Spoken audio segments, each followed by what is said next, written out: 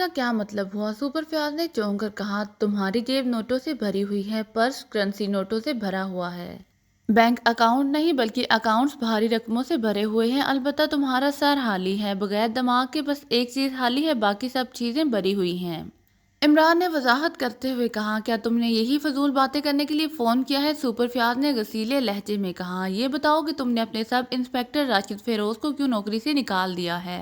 क्या उसने तुम्हें तुम्हारा हिस्सा देने से इनकार कर दिया था? इमरान ने असल बात पर आते हुए कहा, क्योंकि वो सुपर फयाज का मिजाज शनास था। इसे मालूम था कि अब अगर इसने कोई और बात की तो वो रिसीवर रख देगा। तो वो अहमक तुमसे जा टकराया है। सुपर फयाज ने हंकारा भरते हुए कहा, अहमक तो वो है, इसमें शक नहीं, क्योंकि वो तुम्हारा मातहत है। इमरान ने जवाब देते हुए कहा, बकवास मत करो, वो वाकई अहमक है। इसने ऐसी अहमकाना रिपोर्ट दी कि तुम्हारी डैडी ने इसे फौरी तौर पर नौकरी से निकालने का हुक्म दे दिया। तुम्हें बताया तो होगा इसने रिपोर्ट के बारे में? सुपर फयाज ने कहा, हाँ बताया तो है, लेकिन क्या तुमने इस रिपोर्ट की छानबीन की थी? इमरान ने इस बार इंतहाई संजीदा लहजे में कहा, छानबीन क्या करनी है? सेक्रेटरी साइंस शहाबुद्दीन साहब के बारे में सब जानते हैं कि वो इंतहाई बाअसूल और ईमानदार ऑफिसर हैं, फिर वो इस तरह की अहमकाना कार्रवाई में कैसे हिस्सा ले सकते हैं? इस राशिद का दिमागी तवाज़ुन ही खराब हो गया था जो इसने इस किस्म की रिपोर्ट बनाकर दाखिल कर दी। इसलिए तो बड़े साहब ने इसे फौरी तौर पर नौकरी से निकालने का हुक्म जारी कर दिया। सुपर फयाज ने वजाहत करते हुए कहा, लेकिन क्या सेक्रेटरी लेवल के तमाम अफसरान फरिश्ते होते हैं? क्या इनके अंदर लालच तमा नहीं हो सकती? तुमने चेकिंग तो करनी थी, इनके बैंक अकाउंट्स चेक करने थे, उनके नौकरों से पूछगिछ करनी थी, खास तौर पर इनके ज़ाती मुलाजिम गुलाम हुसैन से पूछगिछ करनी चाहिए थी तुम्हें। इमरान ने कहा, हमारे पास इन फजूल कामों के लिए वक्त नहीं होता, हम तुम्हारी तरह फारिग नहीं हैं, समझी? और सुनो, अपने डैडी से इस अहमक और पागल राशिद फेरोज की सिफारिश ना कर देना, वरना जान से हाथ धो बैठोगे। सुपर फयाज ने कहा, और इसके साथ ही राब्ता खत्म हो गया तो? इमरान समझ गया कि इस रिपोर्ट पर सुपर फयाज ने ना कोई इंक्वायरी करवाई है और ना ही सर अब्दुर्रहमान ने। सिर्फ सेक्रेटरी साइंस की साबका शोहरत को देखकर उन्होंने राशिद को नौकरी से निकालने का फैसला कर लिया। और इमरान समझता था कि ऐसा क्यों हुआ है, क्योंकि सर अब्दुर्रहमान को ये यकीन हो गया था कि राशिद फेरोज का जहनी तवाज़ुन दुरुस्त नहीं रहा। रिसीवर रखकर इमरान कुछ देर तक बैठता सोचता रहा, और फिर उसने एक बार फिर रिसीवर उठाया और नंबर प्रेस करने शुरू कर दिए। PA2 सेक्रेटरी हाजा। राब्ता कायम होते ही सर सुल्तान के PA की आवाज़ सुनाई दी। अली इमरान बात कर रहा हूँ, सर सुल्तान आ गए हैं ऑफिस में या नहीं? इमरान ने इंतहाई संजीदा लहजे में पूछा। जी हाँ, अभी पहुंचे हैं, मैं बात करवाता हूँ।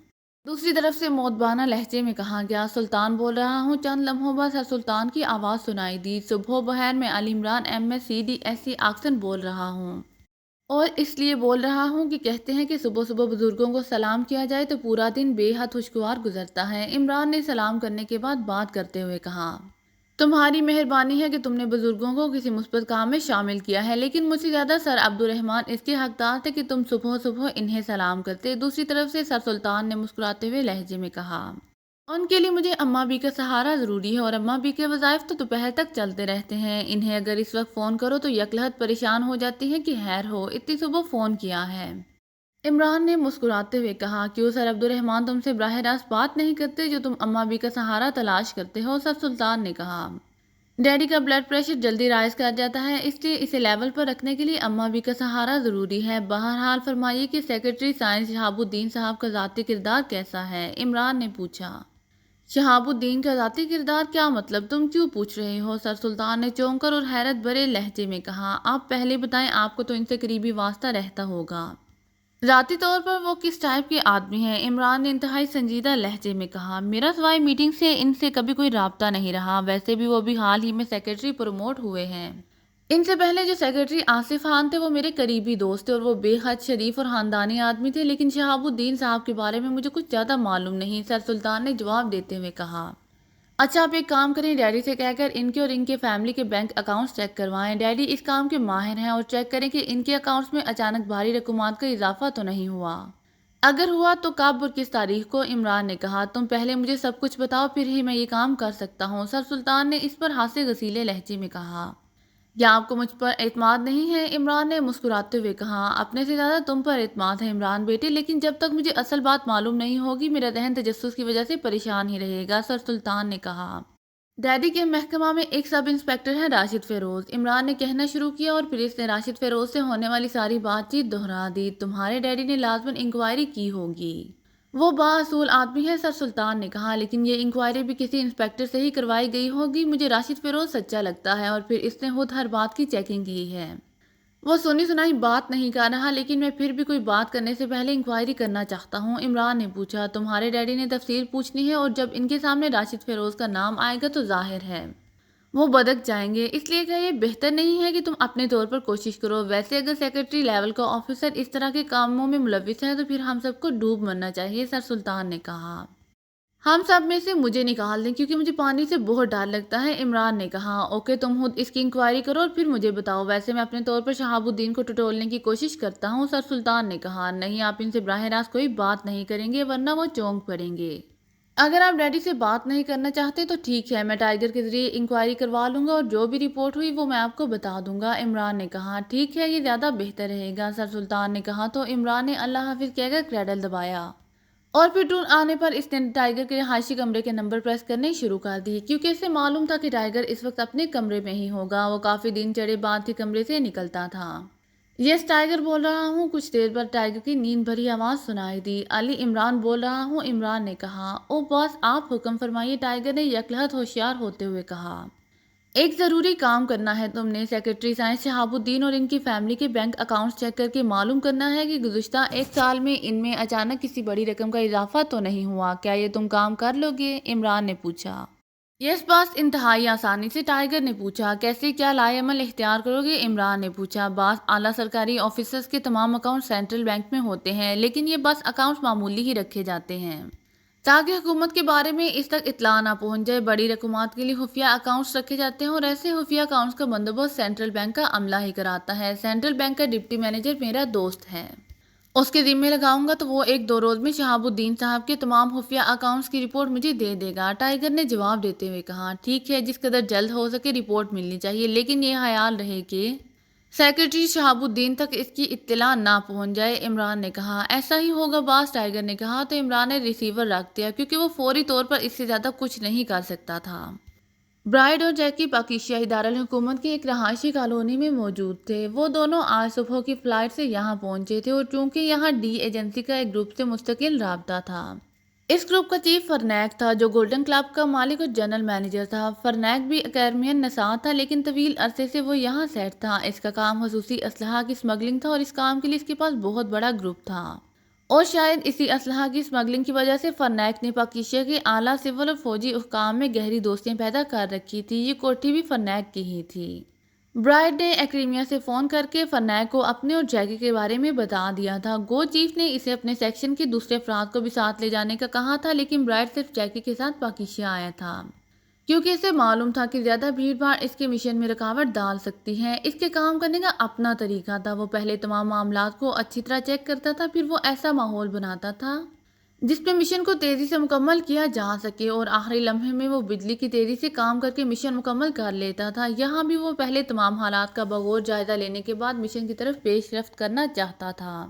اس وقت وہ اپنے سامنے اس علاقے کا تفصیلی نقشہ رکھے بیٹھا تھا جہاں وہ لیبارٹری تھی جسے اس نے تباہ بھی کرنا تھا اور وہاں سے فارمولہ بھی حاصل کرنا تھا۔ فارمولے کے بارے میں روبرٹ کے ذریعے سائنسدان ڈاکٹر رچمنڈ نے پوری تفصیل سے بتا دیا تھا، اس لیے اب اسے اس بات کی فکر نہ رہی تھی کہ وہ فارمولے کو کیسے پہچانے گا۔ اب اصل مسئلہ لیبارٹری میں داخل ہونے اور پھر اسے تباہ کر کے واپس صحیح سلامت دارالحکومت پہنچنے کا تھا، اور یہی معاملہ سب سے اہم تھا۔ تم کافی دیر سے اس نقشے پر دماغ سوزی کر رہے ہو، کیا معلوم کرنا چاہتے ہو تم اس نقشے سے؟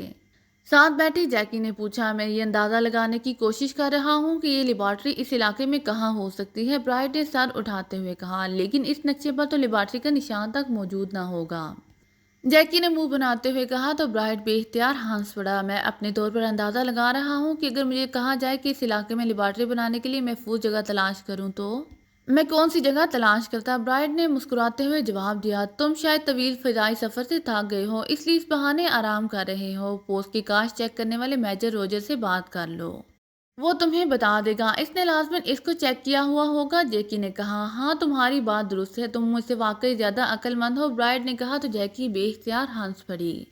بس خوشامد کی ضرورت نہیں، مجھے معلوم ہے کہ تم کتنے عقل مند ہو اور میں کتنی ہوں، جیکی نے ہنستے ہوئے کہا۔ کمال ہے، اب اتنی بات تو تم خود ہی سمجھ سکتی ہو کہ اگر میں عقل مند ہوتا تو کیا تم میری ہی بیوی ہوتی؟ برائڈ نے منہ بناتے ہوئے کہا تو جیکی بے اختیار کھلکھلا کر ہنس پڑی۔ اور اگر میں عقل مند ہوتی تو کیا تم میرے شوہر ہوتے؟ جیکی نے بھی ترکی بترکی جواب دیتے ہوئے کہا، اور اس پر دونوں ہی بیک وقت کھلکھلا کر ہنس پڑے۔ برائڈ نے جیب سے ایک خصوصی ساخت کا ٹرانسمیٹر نکالا اور اس پر ایک فریکوینسی ایڈجسٹ کی اور پھر اس کا بٹن آن کر دیا۔ Hello hello the bride calling over, bride نے بار بار کال دیتے ہوئے کہا۔ S M R attending you over, دوسری طرف سے ایک مردانہ آواز سنائی دی اور برائڈ سمجھ گیا کہ بولنے والا میجر روجر ہے۔ شاید مخصوص علاقے کی وجہ سے وہ اپنے نام کی بجائے کوڈ میں بات کر رہا تھا۔ کیا بالمشافہ بات ہو سکتی ہے اوور؟ برائڈ نے کہا۔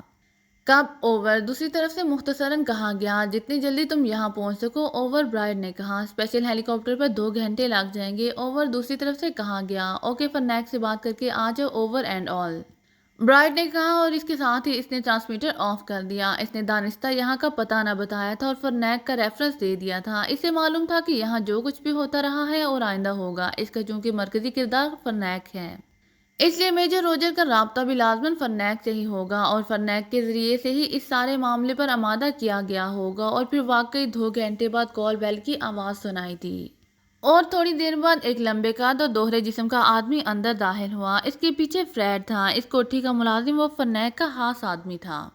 میجر روجر اندر آنے والے نے مسکراتے ہوئے کہا تو برائڈ اور جیکی دونوں نے اٹھ کر اس کا استقبال کیا اور میجر روجر دونوں سے مصافحہ کر کے کرسی پر بیٹھ گیا، جبکہ فریڈ نے اس دوران ایک الماری سے شراب کی بوتل اور 3 گلاس نکال کر درمیانی میز پر رکھے اور خاموشی سے باہر چلا گیا۔ تو جیکی نے شراب کی بوتل کا ڈھکن ہٹایا اور تینوں گلاسوں میں شراب ڈال کر اس نے ایک گلاس میجر روجر کی طرف بڑھا دیا۔ شکریہ، میجر روجر نے مسکراتے ہوئے کہا۔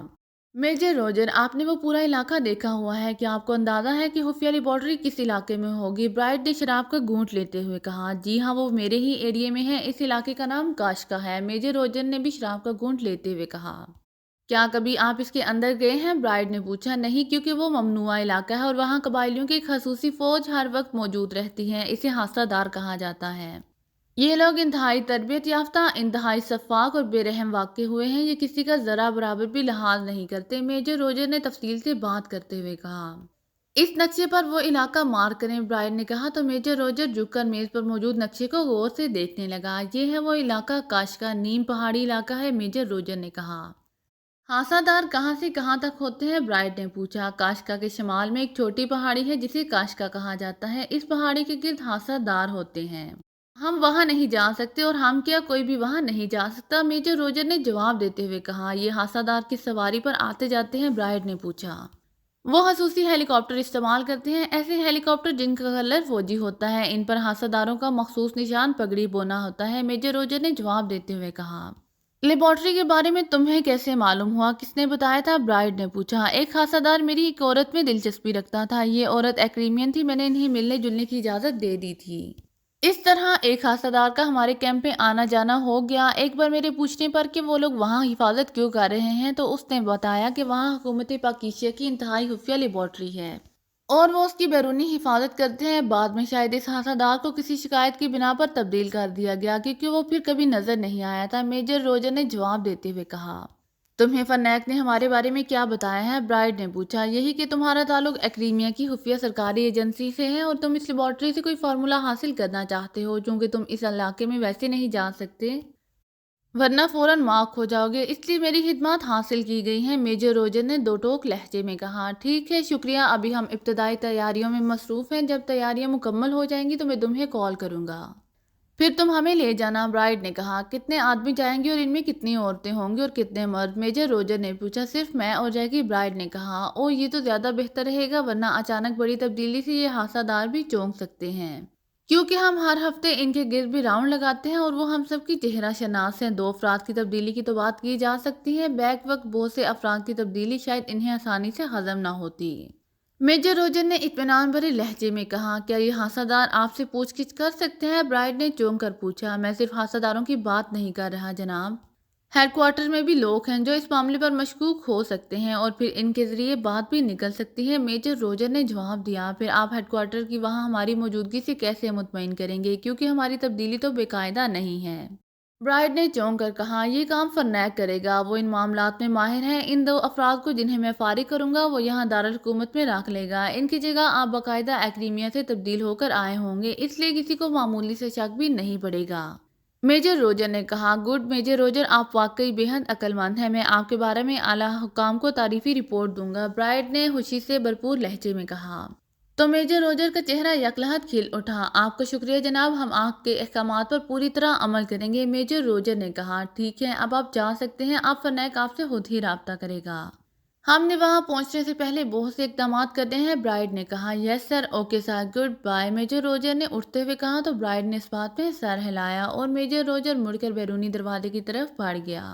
میرا خیال ہے اس لیبارٹری کے بارے میں تمام معلومات ایک سیکرٹری سے مل سکتی ہیں جو آلے کے پرزے وہاں پہنچاتا رہتا ہے، میجر روجر کی جانے کے بعد برائڈ نے کہا۔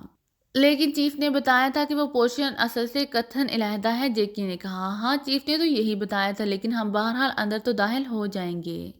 پھر آگے کی کارروائی آسانی سے کی جا سکتی ہے اور اس کارروائی کے لیے اس پوزیشن کے بارے میں تفصیلی معلومات حاصل کی جانی بہت ضروری ہے، برائڈ نے کہا، اور اس کے ساتھ ہی اس نے سامنے موجود فون کا ریسیور اٹھایا اور نمبر پریس کرنے شروع کر دیے۔ گولڈن کلب رابطہ قائم ہوتے ہی ایک نسوانی آواز سنائی دی، برائڈ بول رہا ہوں، فرنیک سے بات کرواؤ۔ برائڈ نے کہا، سوری وہ مصروف ہیں، دوسری طرف سے انتہائی روکھے لہجے میں کہا گیا، اور اس کے ساتھ ہی رابطہ ختم ہو گیا تو برائڈ اس طرح حیرت بھری نظروں سے ریسیور کو دیکھنے لگا جیسے اس کا خیال ہو کہ یہ آواز جو ریسیور سے نکلی ہے وہ ریسیور ہی کی ہے۔ کیا ہوا ہے؟ جیکی نے اس انداز میں ریسیور کو گھورتے دیکھ کر چونک کر پوچھا تو برائڈ نے دوسری طرف سے کہی ہوئی بات دہرا دی تو جیکی بے اختیار ہنس پڑی، تم نے تو اس طرح بات کی ہے جیسے تم ایکڈیمیا کے صدر ہو اور پوری دنیا تمہیں جانتی بھی ہے، جیکی نے ہنستے ہوئے کہا تو برائڈ اس بار کسیانے انداز میں ہنس پڑا۔ واقعی غلطی ہو گئی تھی، برائڈ نے کہا، اور ایک بار پھر اس نے نمبر پریس کرنے شروع کر دیے۔ آخر میں لاؤڈر کا بٹن بھی پریس کر دینا، جیکی نے کہا تو برائڈ نے اس بات میں سر ہلاتے ہوئے آخر میں لاؤڈر کا بٹن پریس کر دیا۔ دوسری طرف سے گھنٹی بجنے کی آواز سنائی دی، گولڈن کلب، وہی نسوانی آواز دوبارہ سنائی دی، ذیشان کالونی سے بول رہا ہوں، فرنیک سے بات کرواؤ۔ اس بار برائڈ نے اپنا نام لینے کی بجائے کالونی کا نام بتاتے ہوئے کہا، سوری وہ مصروف ہیں، دوسری طرف سے انتہائی سرد لہجے میں کہا گیا، اور اس کے ساتھ ہی رابطہ ختم ہو گیا۔ تو برائڈ نے بے اختیار منہ بنا لی اور جیکی بے اختیار کھلکھلا کر ہنس پڑی۔ اتنی بڑی ایجنسی کے اتنے نامور ایجنٹ اور حالت یہ ہے کہ عام سی لڑکی گھاس ہی نہیں ڈال رہی، جیکی نے ہنستے ہوئے کہا۔ اب اسے کیا کہوں، میری تو سمجھ میں نہیں آ رہا، برائڈ نے قدرے شرمندہ سے لہجے میں کہا۔ میں ابھی بندوبست کرتی ہوں، جیکی نے کہا اور اٹھ کر تیزی سے بیرونی دروازے کی طرف چلی گئی۔ اگر آپ کو میری ویڈیو پسند آئے تو please like, share and subscribe کرنا مت بھولیے گا۔ جزاک اللہ۔